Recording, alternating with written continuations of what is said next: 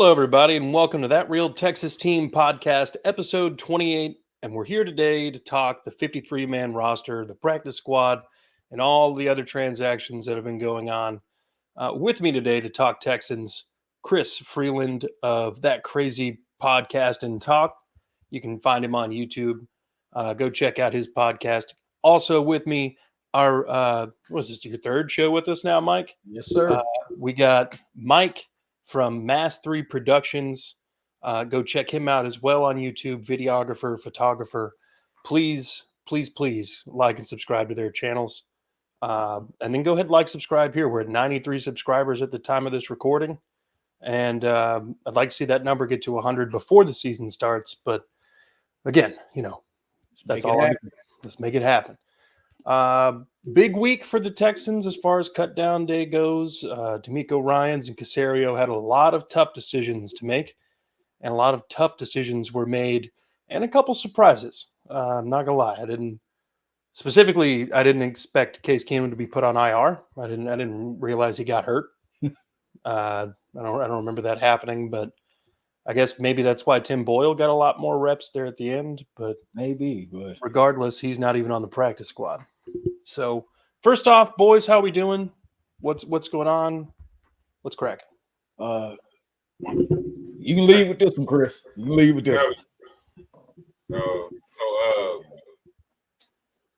So I know we were speaking about British books earlier, but that is not what I want to focus on. My focus, I want to start with the wide receiver room if we can, especially with Noah Brown being cut.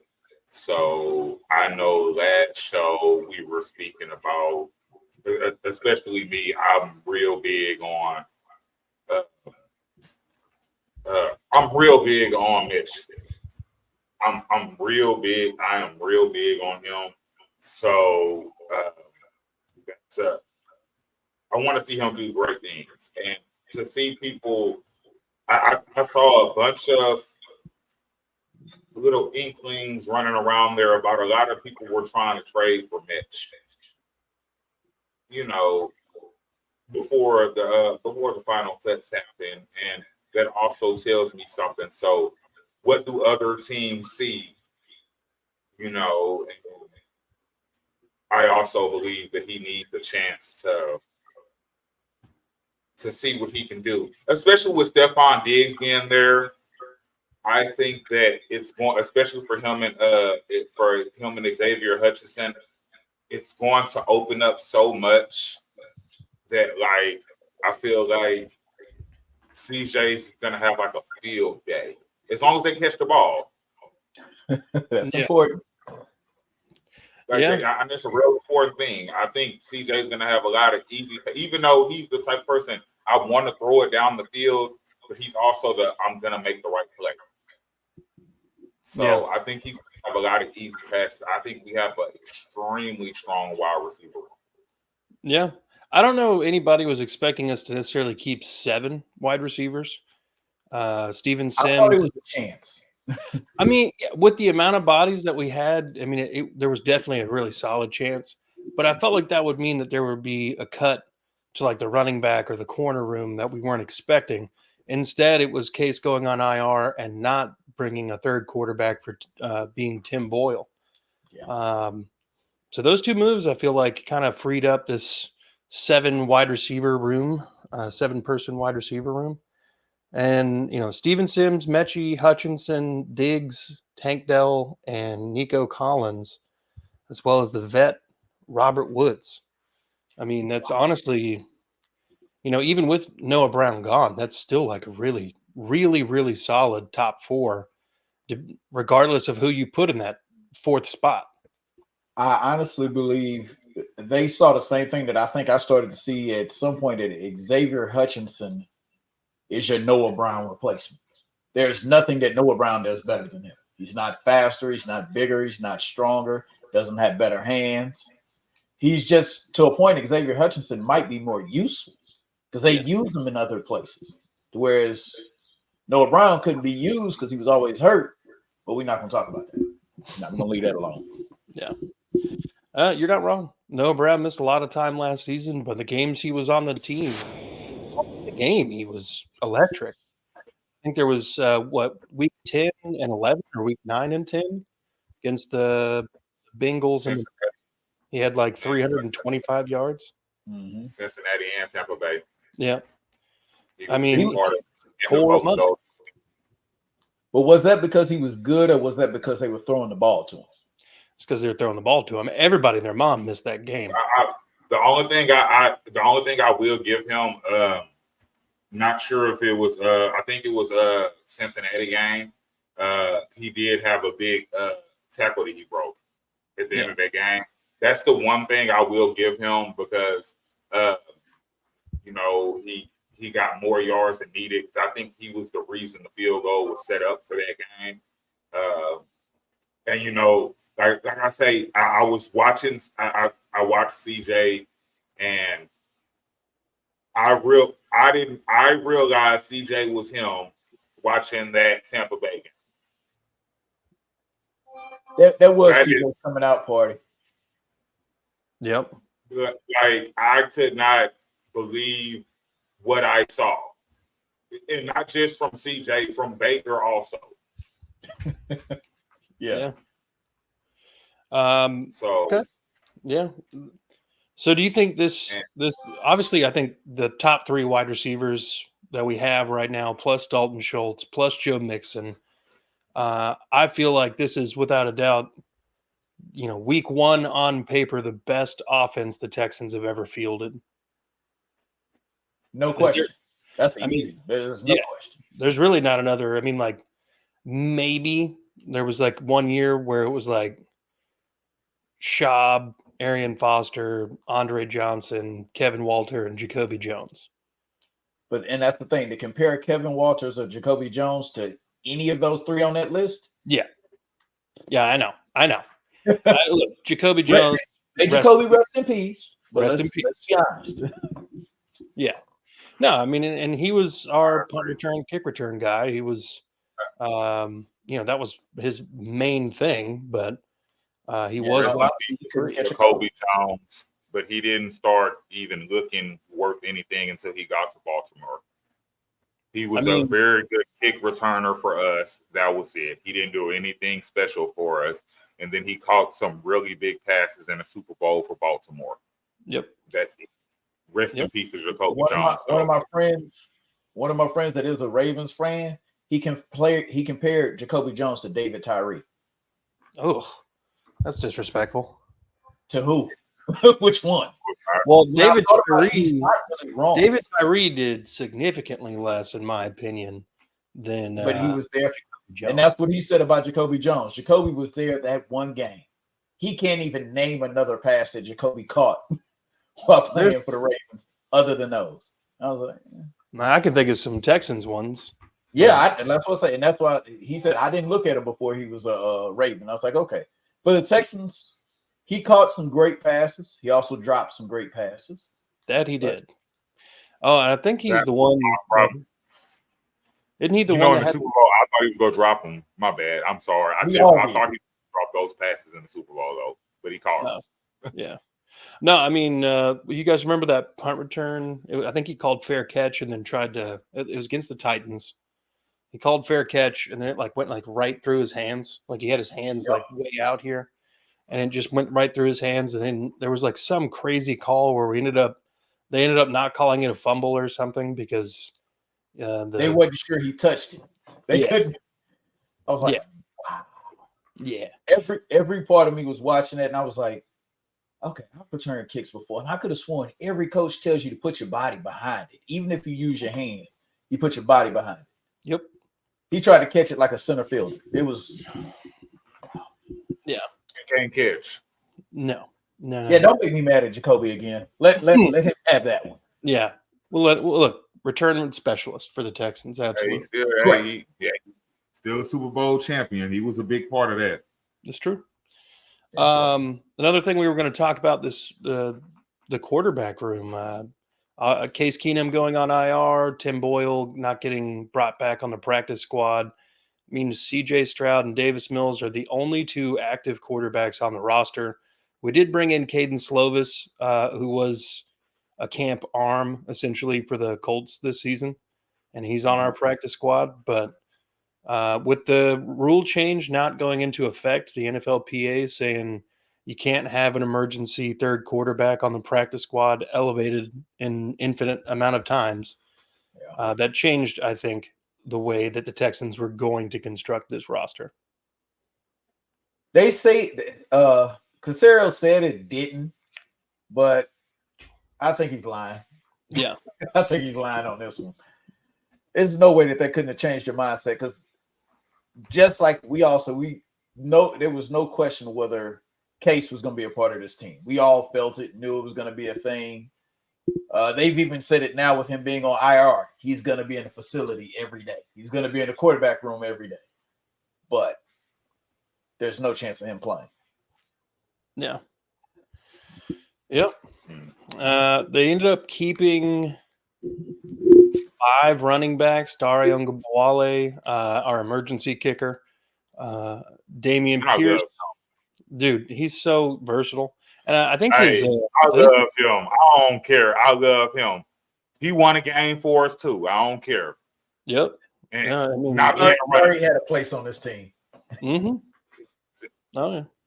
I would have been so upset if he'd have went anywhere. I'd have been upset. Well, I will say this. I think if we were to cut Dare for some strange, crazy reason, I actually think he probably wouldn't find another job in the NFL. Oh no, he wouldn't. Probably not, but even still, I think he's just off of that last year. For here. Yeah. You just have the like maybe like a Udonis Haslam. I know he hadn't been with the team for 20 years. I'm just saying he just a body you just need there for some reason. Yeah. Who knows what he brings? He brings something. Yeah. Good locker room guy. That's what it is. Yep. There you go. True. All right. Well, look, let's shift gears a little bit here. Let's go to we're going to do some risers and fallers here. So, 53-man roster and the practice squad are set. With the moves that have been made, the people on the roster now who need the most, the Texans are looking at a certain number of bang for your buck situations, like with British Brooks. They're hoping that he's going to pan out. He's somebody that I feel like needs to be very consistent early on to stick around, because I don't think they're going to be scared to pull the trigger if he underperforms. I'm gonna be honest. They hid Troy Hairston on the practice squad. Now, even I'm questioning, like, wow, as bad as he played, we decided to keep him. And Andrew Beck's unemployed, so it's injured and unemployed. Yeah, he's got to play. And basically, he in the press conference, I'm not mistaken, he said, "I'm going to do whatever this team asks me to do." Yeah, he's even said they asked me to long snapping's coming. That's what he's going to do, and that's the right mentality to have when you're a fullback in the NFL. Yeah, or a halfback or H-back. I don't know what they're going to call him this week. Yeah, I think it'll be probably an H-back, since it is built on the Shanahan system. Mm-hmm. So you guys are more familiar with him than I am. How's his blocking? I'm concerned about that. Just curious. Obviously, you don't get the best look at it during the preseason because you got 2s going against 2s and 3s and so on. But from what I saw of him being used as a fullback, he's not afraid to go in there and just drop the hammer on somebody. Linebacker, safety, he doesn't care. If you're in the hole, he's going to hit you, from what I've seen. I've seen a couple of highlights to where he actually stood up a defensive tackle. A guy that outweighs him by almost 100 pounds. He stood him up and made the guy stumble backwards. I was like, okay, maybe that is a fullback. Okay. But these are things that, that concerns me, not necessarily, because that's also a big thing about you keeping your job. I'm not worried as much about the touches because I don't see him getting as many touches. He's going to get, I feel like the preseason, he's getting more touches in the preseason than he's going to get anywhere during this, unless everybody just gets hurt. I mean, I'm just saying, and I don't like mean it that way. I hope he produces, but if you're gonna do anything the team asks for you, how's your blocking going to be? When you do touch the ball, what are you gonna do? If that man has 20 carries this year, 20 out of 17 games, it would surprise me. I wouldn't even go to say carries back, but it ain't gonna be that many. Yeah, I wasn't even going to say carries. I was just going to say 20. I asked about the blocking. That was the blocking's more of a concern to me than anything, because our quarterback, I don't care. That's the most important piece. That's what everybody keeps saying. Yep. So, and I want him to stay healthy. So, Yeah. Yeah. Well, from what D'Amico was saying, he was saying that's part of the reason they thought to try him at fullback was because he was, even being a rookie, he was one of the better blockers for whoever was at quarterback, whether it was Davis Mills or CJ. He pretty much held his own. Yeah. Now, something to think about here is what if it's not British Brooks exclusively rotating in and out at fullback? We already know that Dameon Pierce is really good at pass blocking. He's one of the better pass blocking running backs in the league. What if he's mixed into that kind of fullback role every now and then? How would that make you guys feel? Do you think that'd be a little bit better of a utility of Dameon Pierce? I mean, especially considering he's probably going to be doing at least kick returns or punt returns. Yeah, that's probably where they're at on him, and probably have been there with him. Yeah, it's as bad as it. Not saying that he's not gonna get touches, but we know that his touches are gonna go down significantly. Yeah, we already know these things because he didn't produce last year. Because let's face it, unlike rookie season, he really didn't produce. Yeah. Well, other than just that, Joe Mixon is a running back that's known for being on the field in every situation. Yep. I think somebody was talking about it. He took over 90% of the snaps at running back for the Bengals last year. I was like, wow. Meaning, yes, pass situation, Joe Mixon's in there. Run situation, Joe Mixon's in there. Short yardage, Joe Mixon's in there. Yep. So it actually might, if they're planning to use Joe Mixon that same exact way, it is crazy that they kept so many running backs then. I don't think they're going to give him that many carries, that many touches for him. That seems a little far-fetched, just based on what we saw last year with the rotation with the running backs that we did have, Pierce and Singletary. When it was kind of like up in the air about who the real running back one was going to be during the season, they were splitting carries. Yeah, right down the middle, and then you'd see running back 3 and 4 occasionally come in. And that Shanahan / Kubiak system uses multiple running backs. If you think of the teams that you know for a fact run that system, even with San Francisco plays 3 running backs, even with Christian McCaffrey. Yep. Miami might play 4. Mm-hmm. I honestly, right now, I couldn't tell you who Miami's starting running back is. I don't know. Probably there probably isn't one. It's probably just everybody. It's just whoever they feel like throwing out there that game. And those are the 2 teams I know that run this system the most successful. Yeah. Now, don't get me wrong. In San Francisco, Christian McCaffrey is the man, but for lack of a better word, we don't have a Christian McCaffrey on this roster. No. But if out of the combined 5 running backs or 4 running backs / 1 fullback, if we can get Christian McCaffrey's level of production out of all of them together, I mean like collectively as a room, if they all together would equal 1 Christian McCaffrey, it's time to give a Casario a raise then. Yeah, if you can figure out a way to get that. Yeah, because at that point we're playing Moneyball, and Brad Pitt somewhere is just like, "Where's my residuals?" But no, look, this is going to be a really interesting team to watch down the stretch.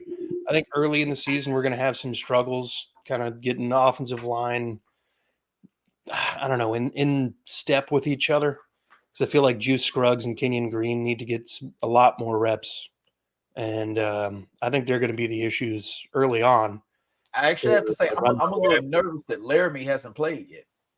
it actually makes me a little nervous. I'm not worried about that.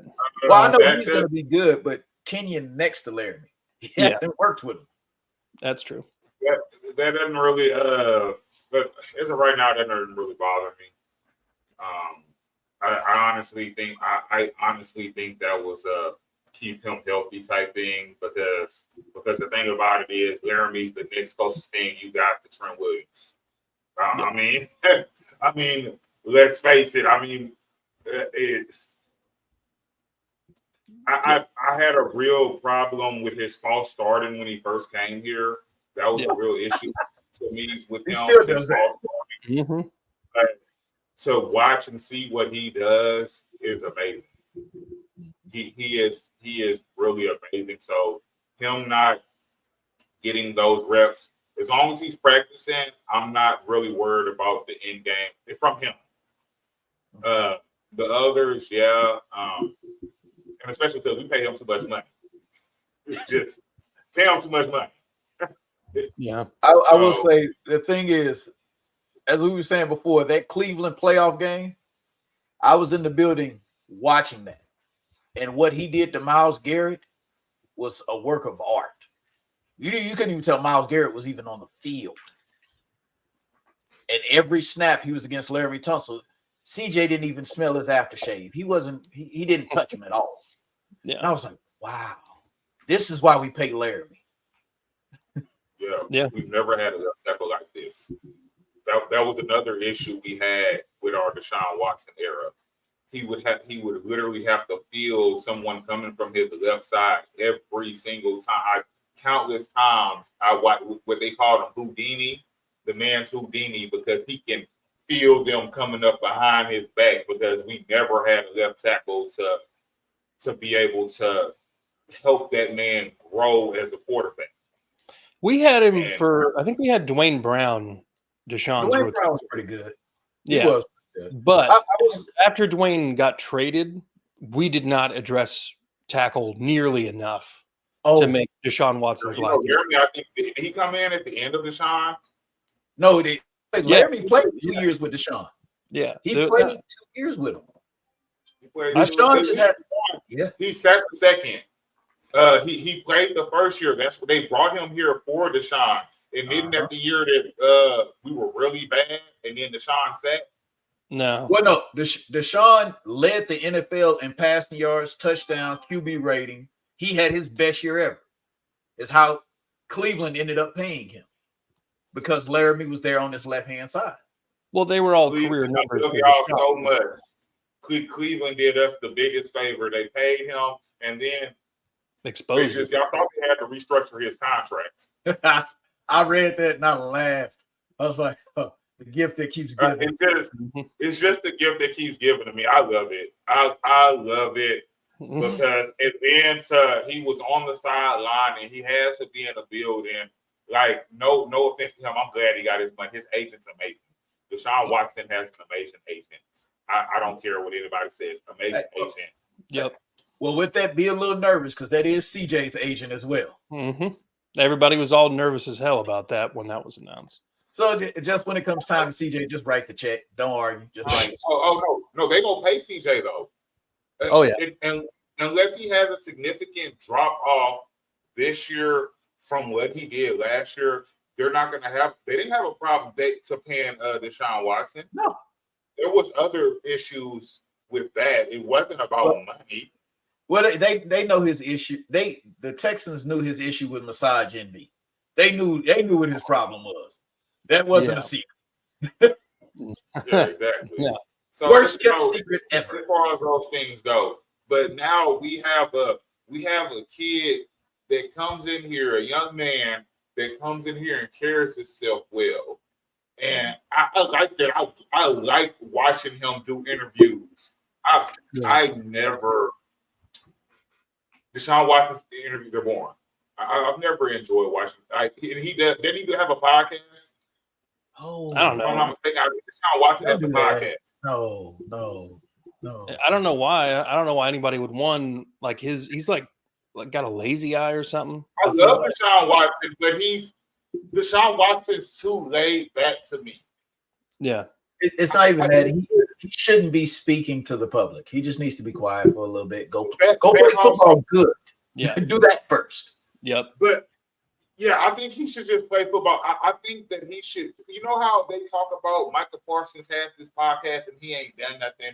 Okay, so like I really think that should go for Deshaun Watson, especially with his history. See, I like Michael Parsons though. Michael Parsons is an entertainer. If nothing else. Yeah, he's an entertainer and just everything and a great guy. I like watching Michael Parsons, you know, and then I'm taking this completely away from Cowboys. I'm talking about Michael Parsons as a person.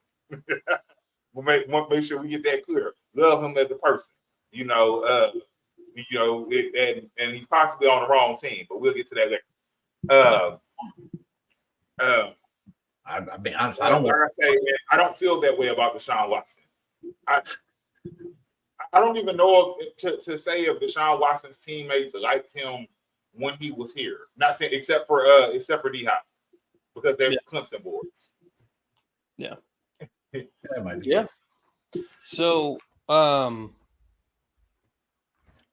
right. Let's kind of pivot here again. We're going to talk about the practice squad moves here. Let me pull that up real quick. Bam. Here we go. All right. So the practice squad is my guy. We got some good names on here, honestly, and they're not crazy names, but there's some names on this practice squad that I wanted on this practice squad. Cameron Irving, I don't want him going anywhere. That was a steal. I'm surprised he made it through waivers. Same. Having a tackle like Cam Irvin on the practice squad is going to be such an insurance policy for this team because he was playing decent football. I think that they just felt so much more confident in Blake Fisher that Charlie Heck became expendable. And I'm glad because it's not like he was ever great at what he was doing, but no. Love having him there. Cameron. I like Solomon Byrd still being here.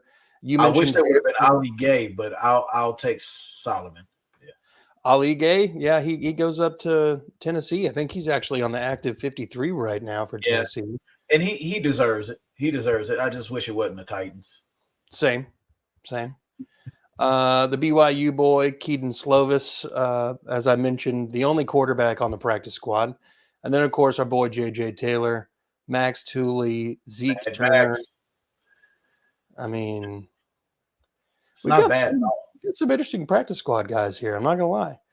We got some interesting Danico's serving that 6-game suspension. Ladarius is on the reserve non-football injury list. Dylan Horton reserve non-football illness list. I guess he's still battling his cancer. Yeah, what do they say? He beat the cancer, but he doesn't have the strength needed to play football yet. Okay, that would make some sense. And then already, like the injury list here on like the non-returning IR. Brandon Hill, Jaws Jordan, Dalton Keene, Case Keenum, Feldarius Payne, TQ, and Jalen Thomas. I mean, we're already like 7 names here? I can't believe it still is. Yeah. Nah. Christian Harris on the designated to return IR. And then a player that we talked about last episode as, he probably a keep cut or trade candidate, Kurt Heinisch, stays on the roster as a designated to return from IR player. So I guess we weren't technically wrong. I mean, they kept him just in a different category altogether. Yeah. And I actually thought there was going to be Marcus Harris instead, but at least they kept Marcus on the practice squad.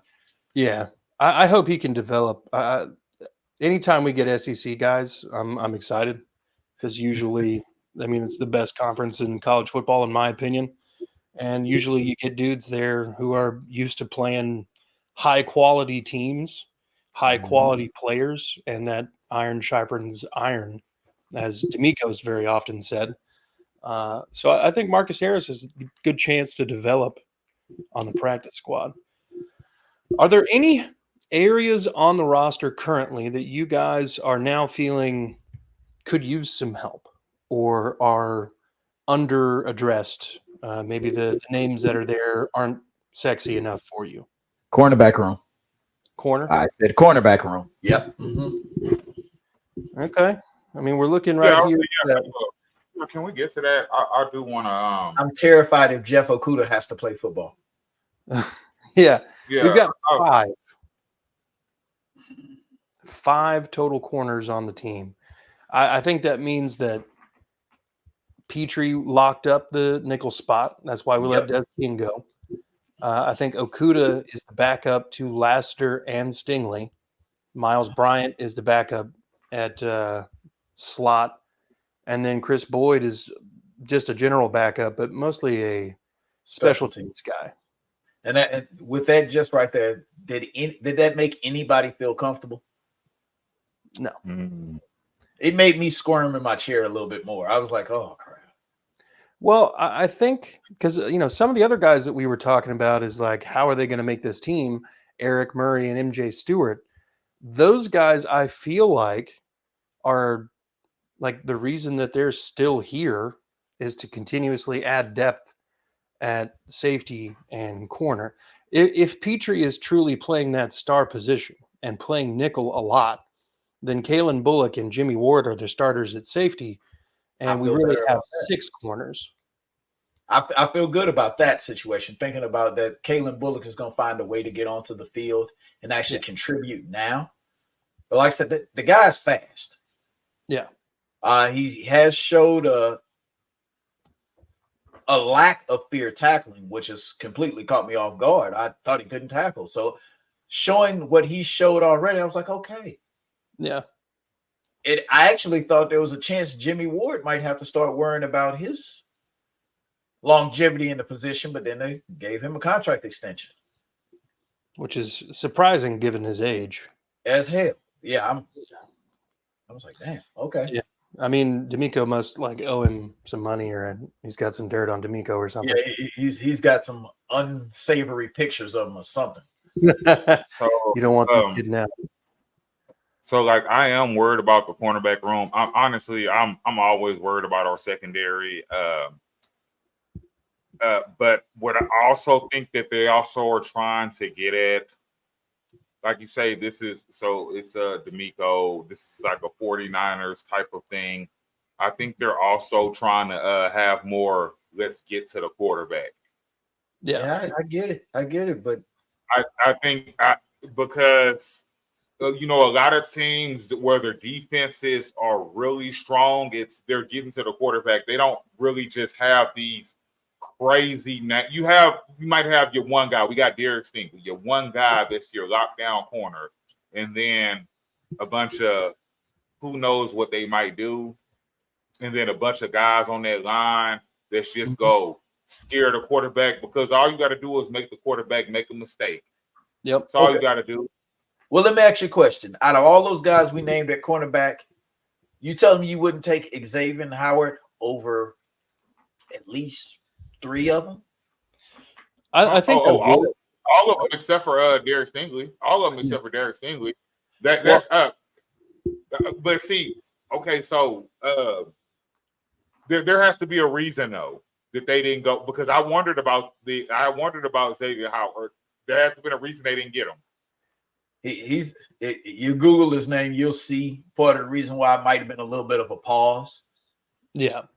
But the man's already in the city of Houston. He's sitting at his house about 35 minutes away from Reliance Stadium.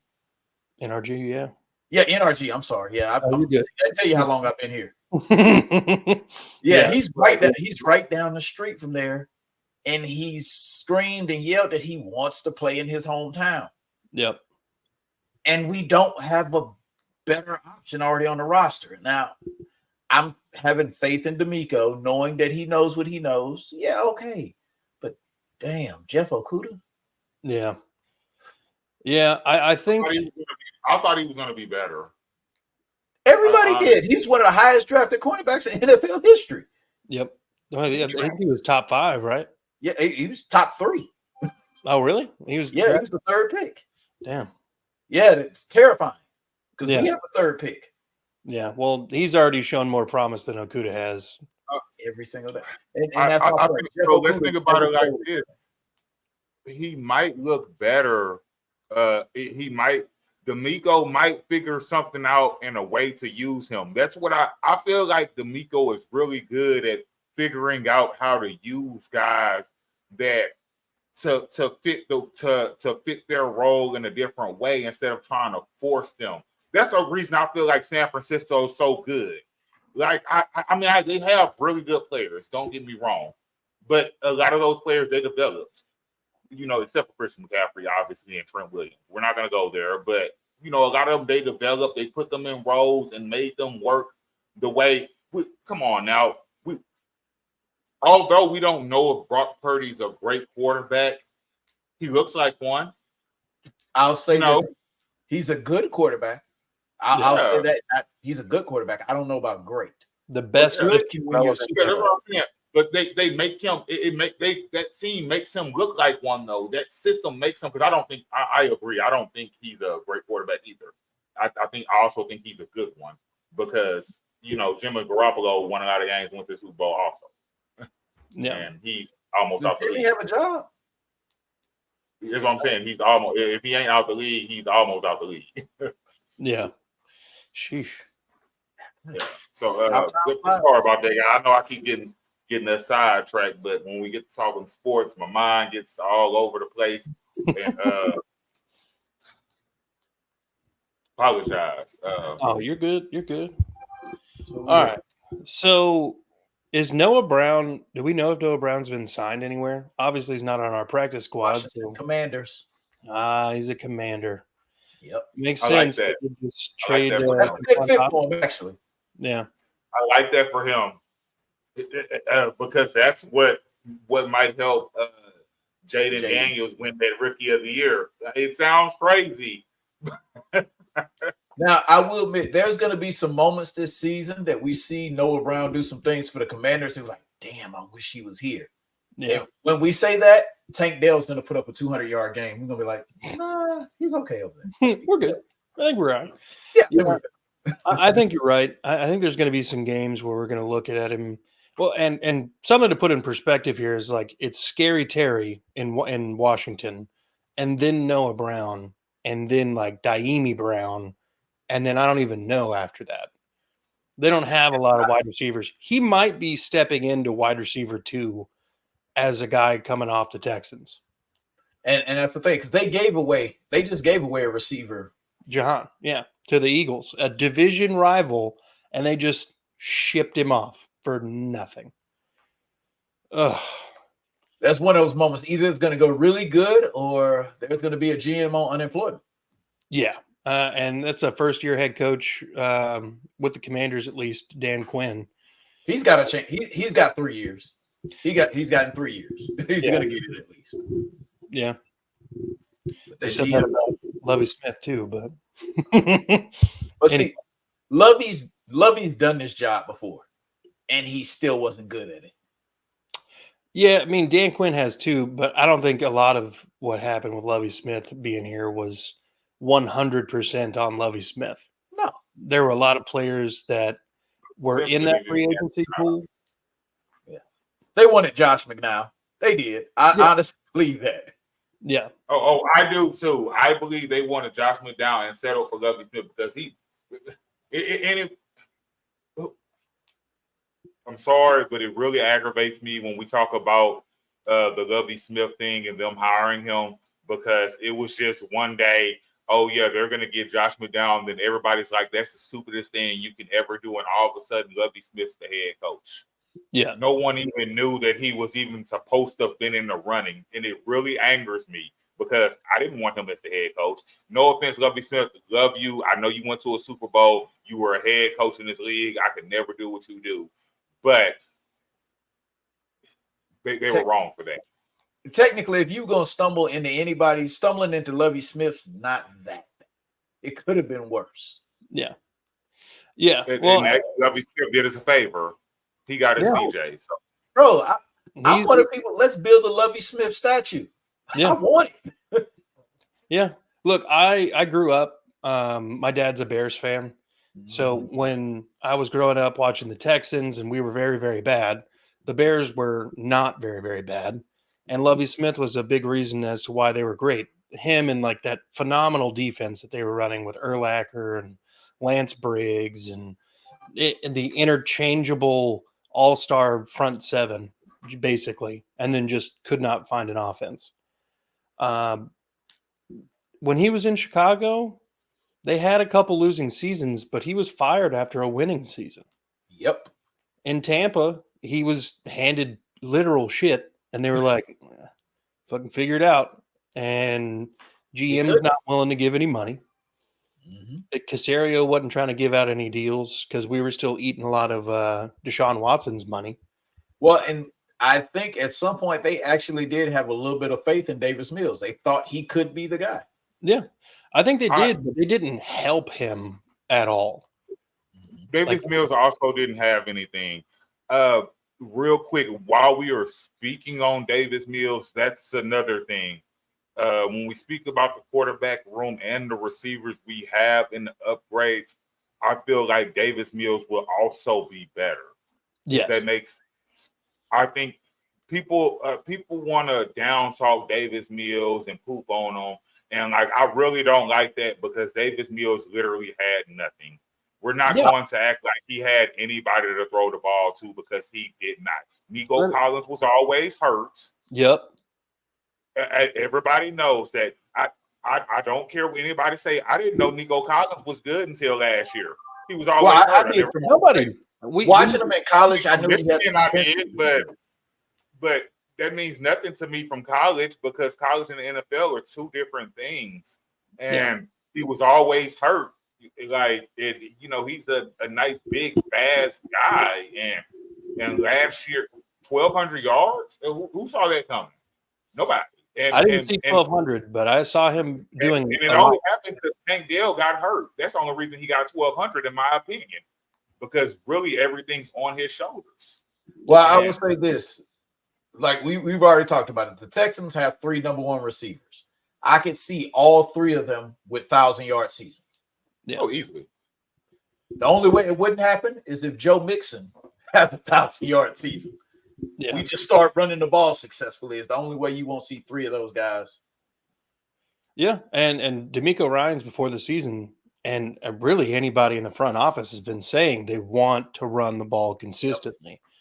I think Joe Mixon's going to help that. But, realistically, if we get, because to me, Nico Collins is still wide receiver 1 and Diggs is wide receiver 2. If we get 1,200 yards out of Nico again and 1,000 out of Stephon and another 8 out of Tank Dell. The only reason why I say it won't happen that way, Tank's going to get his. If nobody else gets him, I think Tank's do 1,000 yards. Yeah, I think Tank got a lot of passes. CJ's, I'm going to throw it to the open guy, and Tank is very good at getting open. Very good. He's very good at getting open. His feet, okay. I know you guys remember the Jacksonville game with the feet. I was there. When I tell you, so when on first watch, I thought he was out of bounds. I know they called it out of bounds. And, you saw all the pictures with his feet were actually in bounds, whatever. I digress because we went to the playoffs. We won the division. It don't matter. But I was because I was behind. I was behind the field goal in the 100s behind the field goal. So my line of sight, I'm right on that sideline. So like I see it, but in real time, it really looks like his foot was on the line. Like in real time, like I'm being honest, I was like, oh, he didn't catch that. And then when they were showing the replay, I was like, oh my God, he caught that. But I digress. They called it. He was out of bounds. When I saw him do that, it just everything. They took a pass away from him. The one they called like a holding penalty. He caught a incredible 60-yard pass that they called back. And the thing to just think about it like this: Tank Dell's going to have the 3rd best cornerback on him. Yeah, he's going to have the other team's 3rd best. The other team's going to have Chris Boyd on him. How well does that go for the other team? Yeah.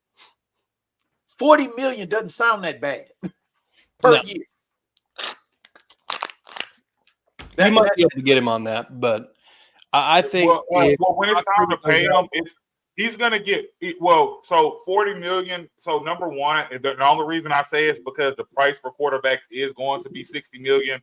So, but when they're gonna pay Purdy next year? So let's say they pay Purdy next year, $40 million. That's bottom. That's bottom. That's gonna be bottom of the barrel. If anything, let's say you don't want to pay him $60 million and you want to pay him $55 million. $55 million would still sound better as we're talking about it next year, because right now we're talking about Dak Prescott making $60 million right now. Yep. Yeah. So next year, what are we going to be talking about they making? Right. It's going to be well over $60 million. Yeah. Just to say this, Patrick Mahomes is making 50. Yeah. Yeah. And he what the 10th contract? He's like the 10th or 13th. He's way down there. But he's the best quarterback in the NFL if you talk to anybody. Oh, he's taking $50 million. But Kansas City had a brilliant foresight on that. They were like, all right, let's sign him to a $500 million deal over 10 years.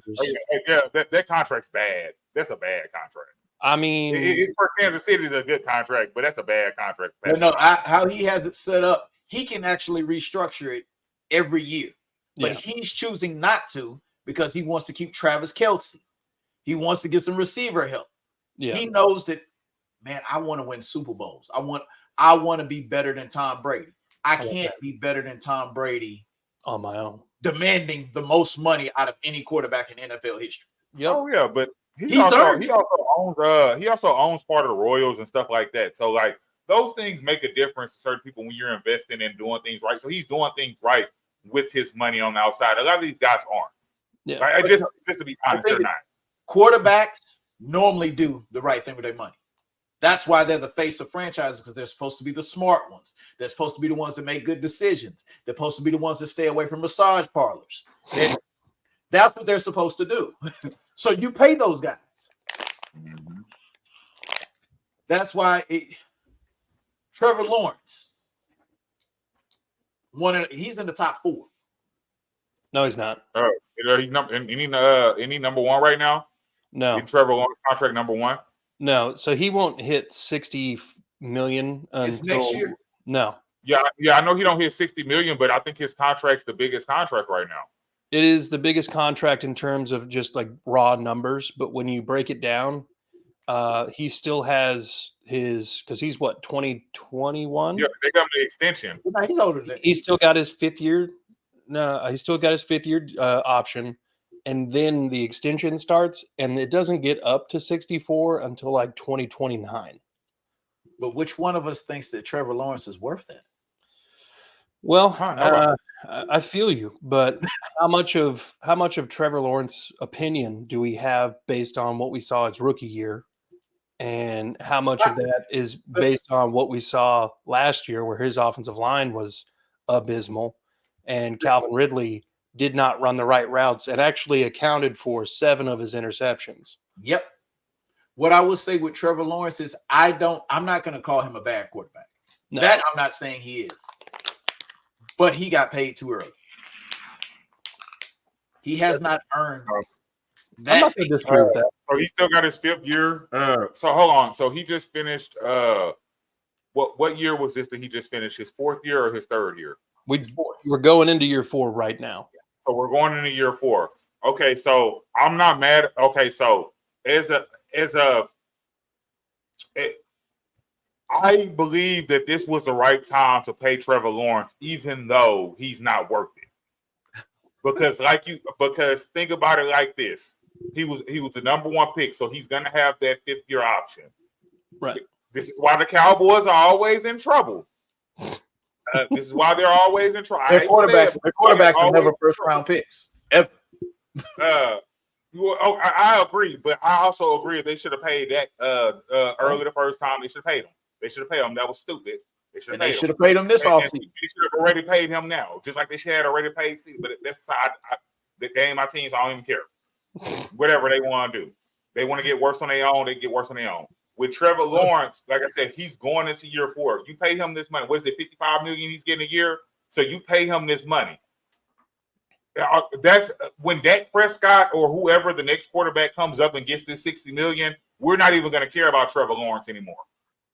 No. Trevor Lawrence's contract's not even going to mean anything to us. No, by the time he's at $64 million, that'll be like a top 15 contract. That's why CJ is going to be looking at 70 plus. Yeah, Mike, you're frozen again. Oh no, there it goes. There it goes. No, CJ's looking at 70 plus. Absolutely, it's going to be a while before we even start talking to him about his contract. Exactly, but you saw how the Nico contract. Nico, what was he, a 3rd round pick? When did we get Nico? I don't even know. Senior Davis. This is year 4 for him. 2021.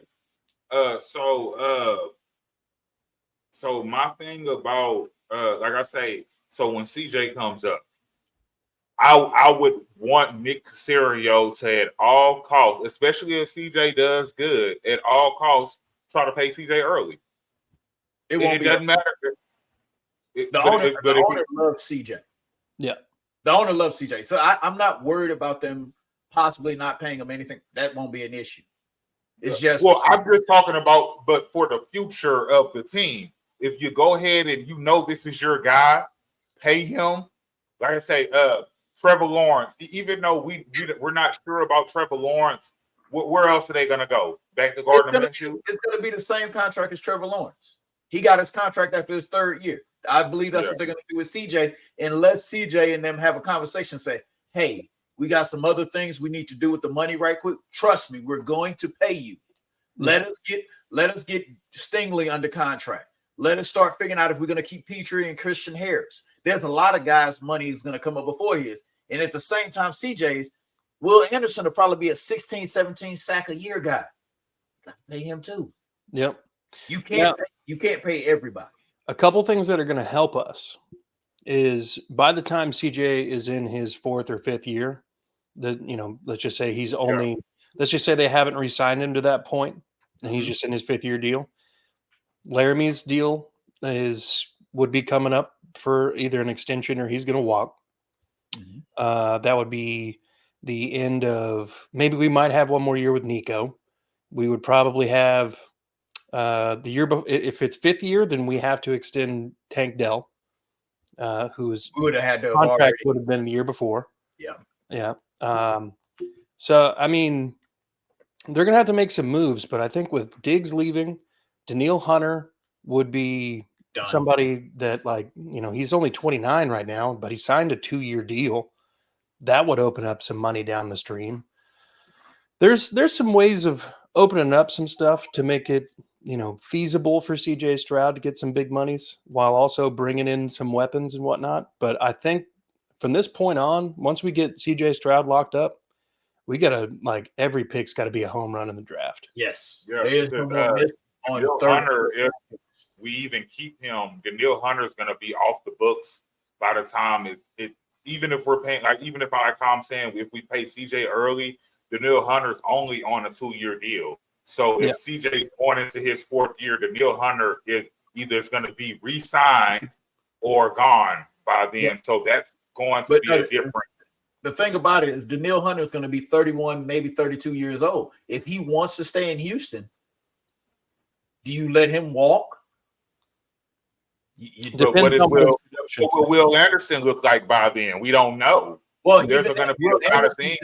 Will Anderson's going to look that good because Danielle's on the other side. Right. We've learned that with JJ. If we'd have ever got JJ a true weapon on the other side of the field from him, no. Anytime Mercer tried to do that with Clowney and it did not work out well at all. They tried with Clowney, but Merciless was pretty good at the other edge position for a while when he could stay healthy. I mean, that was a pretty good tandem. And he was never Danielle Hunt. No. The best guy he ever had across from him was actually Antonio Smith. Oh man, Antonio. And he was. Yep. And Antonio Smith was an 8-sack a year guy. Yep. And he was. Imagine if you have 16 sack guys on the outside, Your cornerbacks don't have to be that good if you got two guys terrorizing the quarterback. You said it earlier. The pass rush is that important. Yeah. I mean, yeah, I think we'll be fine. I think Nick Caserio, I honestly, for a long time, they did a really good job with how they made sure that they spread it out money in New England for such a long time. And I think he's now proven, especially everything didn't look right at first. But yeah. I feel like we have our guy and everything's just falling into place. Right now, obviously, even if we don't get to the Super Bowl, we look like a team that can just go all the way. Yeah. You know, we're looking like that right now. So I'm happy with it. I think they're in a good place. I think the deals, I think Nico getting paid was the right decision. 100%. That was the right decision. Why you're not paying anything. Diggs on the 1-year deal. I thought that was a great decision. All of that is. I think he's a great. I thought it was originally crazy to trade for his contract, but when they shrunk the contract down, I was like, yeah, oh. It made it perfect once they shrunk it down. Like, fuck what you got to pay him for 1 year. We have the money. Yeah, we got it. If you have the money, spend it. That's how I feel about it. Right now, you have the money right now, so spend the money that you have right now. I feel like the last couple of years, they put together a really good financial plan. You have the money, sign it right now. You have the money to pay Danielle Hunter $48 million for 2 years. Pay him before somebody else pays him. Yep. Pay him. You know, so I'm not mad about it. CJ doesn't need to. We still got 2 years before we actually need to actually try to pay, in my opinion, before the quarterback market gets even worse than it is. Agreed. So I think if I'm not mistaken, you can't negotiate with a quarterback about a new somebody on a rookie contract. You can't negotiate with them until after year 3. Yep. You can't. That's why I say if we're trying to extend CJ after the 3rd year, like you said, that conversation needs to be had with Tank damn near before it does CJ. Yeah. Yeah, and there's a lot of things that would need it for me to feel comfortable with going ahead and extending him beyond that. Slowick is probably going to be gone after this year. Yep. I need to know what's going on with the OC position. Are we hiring from within? Gerard Johnson will be the offensive coordinator unless somebody offers him an offensive coordinator position first. Yeah. Makes sense. All right. Well, look, I think this is a good spot to go ahead and wrap this up, fellas. So I want to thank you both for taking time out of your evenings to come on here and talk Texans ball with me. Folks, I want to thank y'all for watching. Go ahead and hit the like, subscribe button. We're trying to get to 93 or to 100 subscribers. We're at 93 right now. Go check out Mass 3 Productions on YouTube. That is Mike's channel, videography, photography. Hit him up if you're in the area and you're looking for some sort of photography or videography, I guess. But and then check out that crazy podcast and talk. That's where you're going to find Chris, or AKA Pac-Man Freestyle, which we're talking like the video game Pac-Man or like the corner Pac-Man.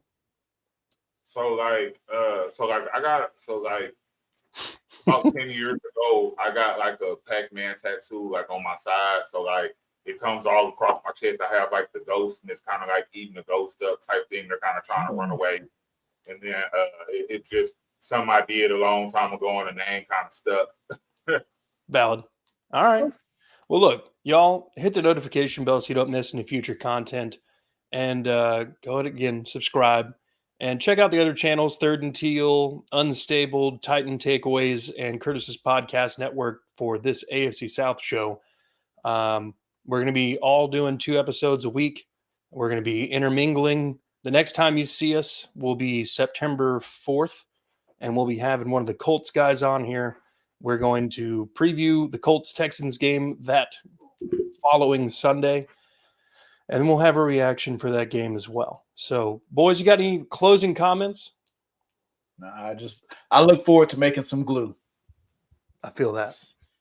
Horse meat. That's yes, right. Sir. Making some grilling some burgers out of horse. Hell yeah. Well, go Texans. Go Texans.